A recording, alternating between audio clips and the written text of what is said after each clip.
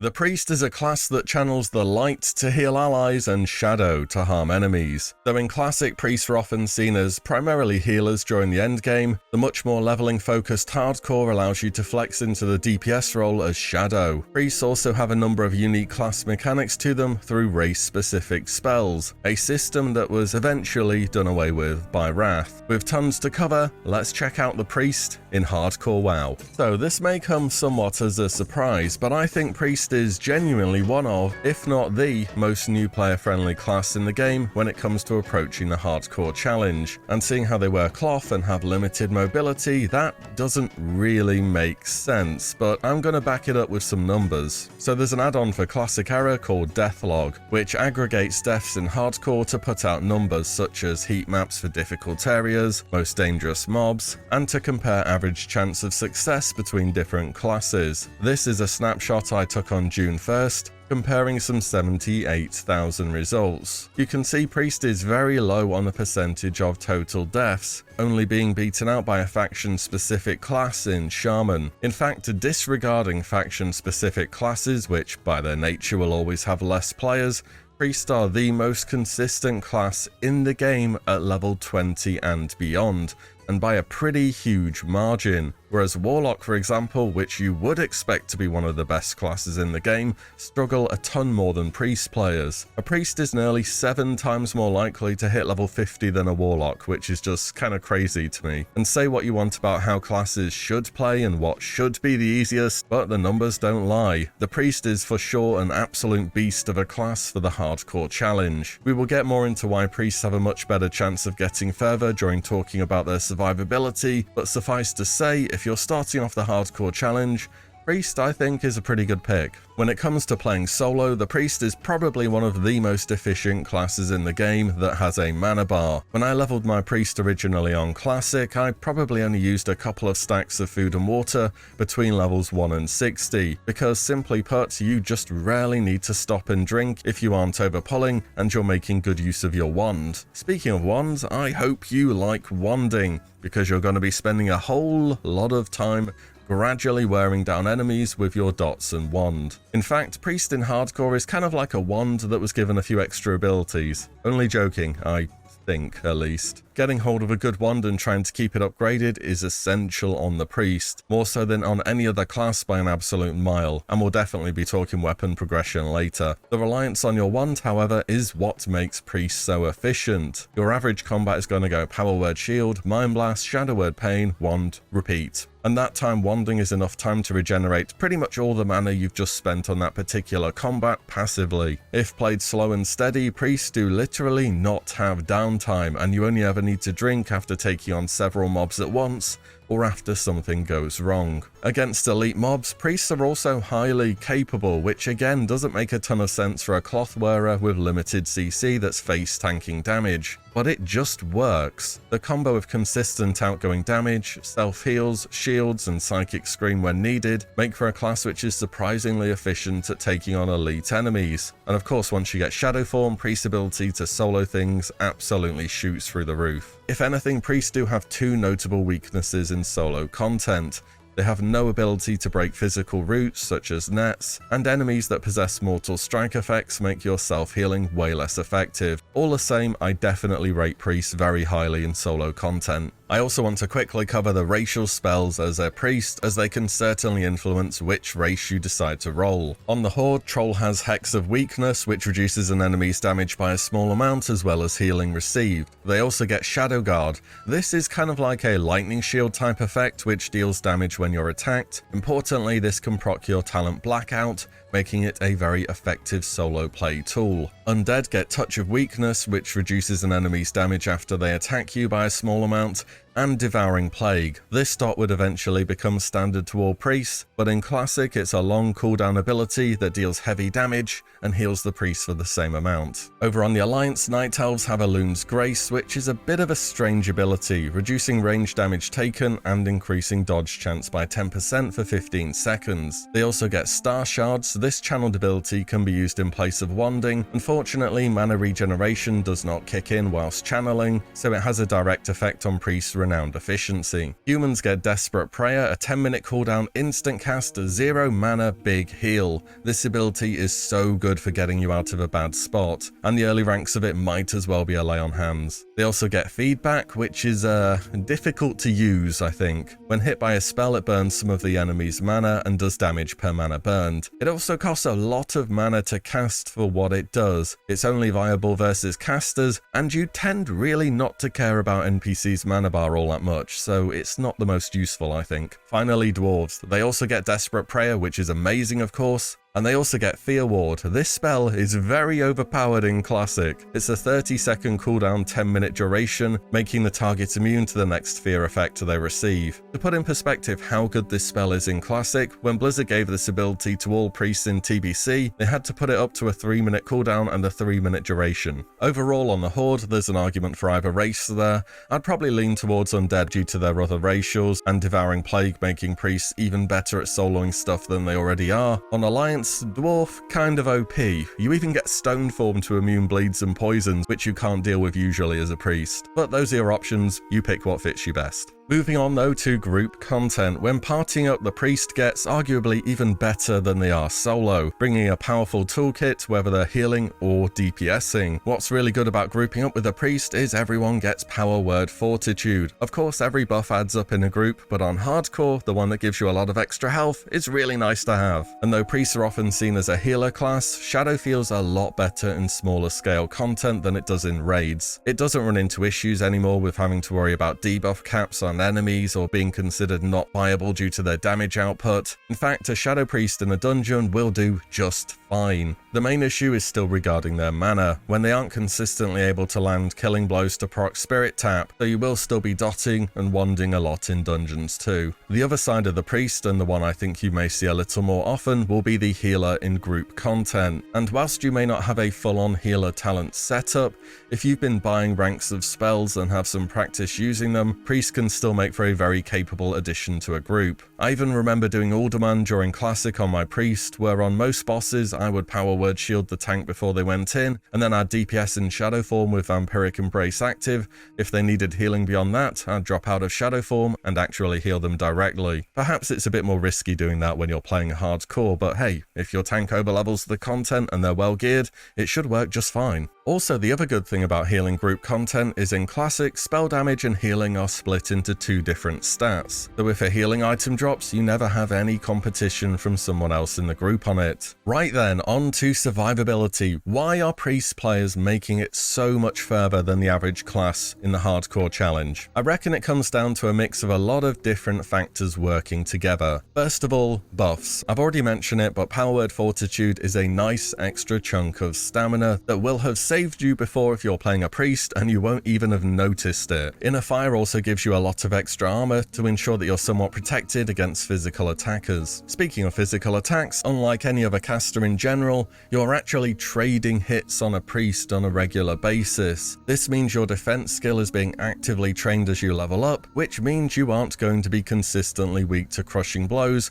as certain other classes such as the Hunter or Mage, who aren't taking direct hits a lot, will be. Next is the fact that priests get their whole leveling rotation given to them pretty early game, if I'm honest. Now, you might take some time to get a wand from a quest, but once you do, the good old trusty pre-shield Mind Blast dot and 1 rotation will take you from your starter zone pretty much to level cap. It's simple and it's really effective. There's no reliance on a pet to do work for you, or potential danger if one of your major spells such as Frost Nova gets resisted. You just face tank stuff and gradually wear them down. Power Word Shield is also kind of overpowered. Being a disciplined spell, it can be cast in Shadow form and absorbs a large amount of damage. It also places a debuff on the player for 15 seconds, meaning they can't benefit from a Power Word Shield again. This 15-second downtime is kind of the window where your character is mortal. Power Word Shield does two very more important things too. First of all, while it holds, you suffer 0 spell knockback, meaning you can heal or DPS as needed. Secondly, with a shield on, you cannot be dazed. Enemies have to deal damage to you in order to daze you. So whilst other classes have to do all this strafe jumping when running away to ensure no dazes, if you have a shield up, you just press the button and then do a 180 and run away. I mean, you still do want to practice strafe jumping for what it's worth, but if you don't bother, then Power word shield will probably carry you anyways. There is utility in the priest kit too. Psychic Scream is unpredictable but can send several mobs running away from you, giving you time to recover. Mind Soothe reduces enemies' aggro radius by a large amount, which is far more useful than people give it credit for, especially in dungeons. Jackal Undead should also not be forgotten about. It's a good single target CC against undead, and there's plenty of undead in Classic. There's mind control too, so if you're having difficulty on a tough elite quest, just mind control one of them and have them fight it out. It works really well. Priests also have a ton of self-heals as well, very efficient ones too, such as Renew or downranking heal. Once you get Vampiric Embrace in the Shadow Tree, it gives really powerful self-healing when you do damage, and eventually you'll get Shadow Form as both another offensive and defensive tool. Priests may not look it, but they really are up there with some of the most durable and safe classes in the game. So, is the priest fast to level? I think the best way I can put this is that they are faster than they feel, and that's purely down to the standard rotation against each mob being more or less the same every time. Even versus casters, you kind of still just shield, dot and wand. I mean, it works well, but that's how it is. The big thing in terms of speed that priests have going for them is very low downtime if played slow and steady between each pull. For me, speed-wise, priests are a upper middle of the pack kind of class. Certainly good, but there's faster. Right then, on to talents. Where are we going to be investing our points? The first thing I want to bring up is a possibility of not leveling as Shadow. Now, to be honest, I'm not sure I'm entirely sold on it. I know for a fact that Shadow can heal leveling dungeons just fine,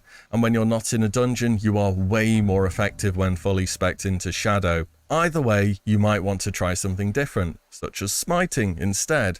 It is a lot less mana efficient, but I reckon something along this line might work out. The idea here would be to go into wanding early and then go straight into Shadow for Spirit Tap, Spell Hit, and increase duration on Shadow Word Pain. After that, we go back into Holy to improve your heals and offensive capability with Holy spells. Then we go into Discipline and get some important talents to aid your buffs and heals, all the way down to Divine Spirit. Finally, finishing out with more talents in the Holy Tree to improve the capability of your heals and Holy spells a little bit more. This build is definitely a bit more out there, but Priest is a very flexible when it comes to talents, and at the end of the day, Hardcore is a leveling challenge, so see what works for you and whether you can find something unique. But for most people, they will be speccing into Shadow. This is one of those specializations where you'll be doing a respec at some point in time, but starting off and up to level 40, it's going to look something like this. The important part here is to go straight into wand specialization, even if you don't have a wand yet. For real, wanding is going to be a lot of your damage, and this talent is just too good to miss out on. From then on, it's into the Shadow Tree, and it's pretty standard stuff. Spirit Tap into improve Shadow Word Pain, and 3 points in the Spell Hit Chance talent. Then we get Mind Flay, bonus spell range, and Shadow Weaving. In Classic, Shadow Weaving is a debuff on enemies, not a buff on you, so even though you won't have it stacked most of the time,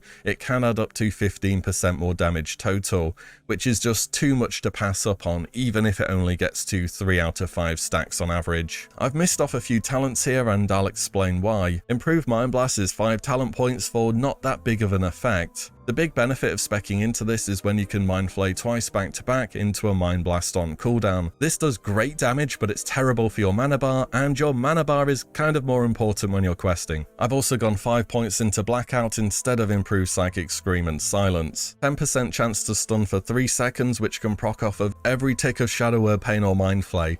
That sounds pretty good to me, and in case you're wondering, yes, this stun does have a diminishing return with itself. Silence, whilst useful, feels like more of a PvP talent. Casters, when you're leveling, just aren't as threatening as melee the vast majority of the time. The fact that they can't crit or crush with spells, and you can easily line of sight them, means that a lot of counterplay is already available. At level 40, it is respec time. Why? Shadow Form, of course. Now, some people may argue you want to stay with this one spec until level 42 or something, but I say Shadow Form as soon as possible, because Shadow Form looks cool. This spec in of itself is pretty similar to the other one, however with more talent points to spend, you can pick up the remainder of these CC related effects in the Shadow Tree, and then go into Discipline to improve your buffs and mana efficiency. Of course, whatever you're doing at 60, be it heal or DPS, you should expect your talent points to change around once again, but for the leveling portion of the game, this should work just fine. Ability-wise, pretty much everything you can get is useful at something, though it will depend on your playstyle and to what extent you want to group and flex between DPS or healing. As per usual, green is upgrade where possible, yellow optional, or I wouldn't max it immediately, and red is avoid. This list shows all the racial abilities too, which you should level where possible. Smite and Holy Fire will be picked up early game naturally, but unless you're going full on Smite mode, you wouldn't continue ranking them up. Mind Vision, Soothe and Fade are all in the utility category, good to have points in, but you may not need them maxed out. Similar scenario for some of your healing abilities, you just might not need to prioritize maxing them out right away. The only spell to avoid is of course Resurrect. It doesn't tend to be too useful when playing hardcore that. Though you can res hunter pets, if that was ever somehow useful to you, so maybe you get rank 1. On to weapon progression then. Priest is the caster where having a good weapon is the most important, and you're certainly going to be getting a ton of use out of your wand. First up, don't forget to check up on wand vendors for common quality items. At some point they will start to outperform quest rewards that you're able to find, or if you just didn't do the quests that award wands, you can always get one from a vendor. Secondly, is shadow wands will scale with shadow vulnerability and shadow form as they are a source of shadow